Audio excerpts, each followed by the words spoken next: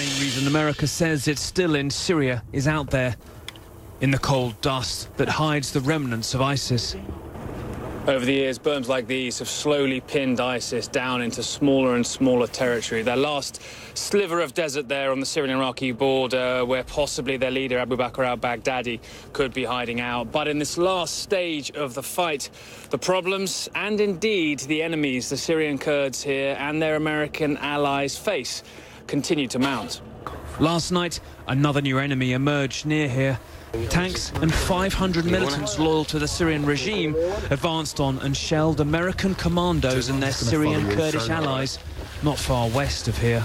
US warplanes and gunships killed 100 of them.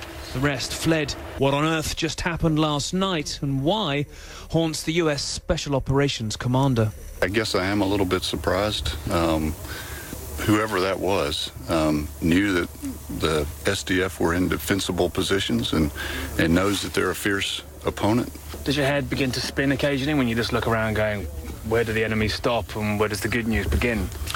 It can be complex out here if you try to take into all those factors. The good thing about being in the military is that we usually have a military mission, and our military mission out here is to defeat ISIS. When that attack began, this Kurdish commander rang a Russian military monitor meant to keep the peace here to ask what was happening. He told me there were no movements, he says, and then that they were happening without their permission. An hour later, he rang and asked for a ceasefire.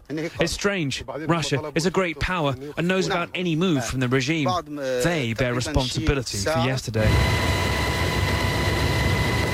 Kicking ISIS out of Syria and Raqqa below has left a vacuum, but also devastation. Nobody knows how many are buried under the rubble below. Yet the US is trying to help rebuild, to clear the endless mines ISIS hid in even toys or refrigerators, and paying for new local police lining the streets. Well, that's one of the contradictions you're dealing with. You want people to come back, but you also have to accept that it may not be safe for them to do so. At the same time, you want to help, but at the same time, you know you can't stay here forever.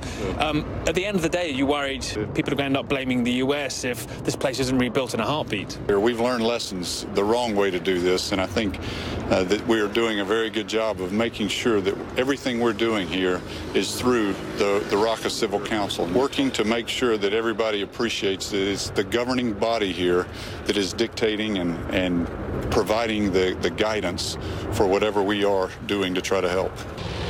ISIS surely never expected to have US commandos touring their execution amphitheatre or even ordering 20 chicken kebabs on the street here.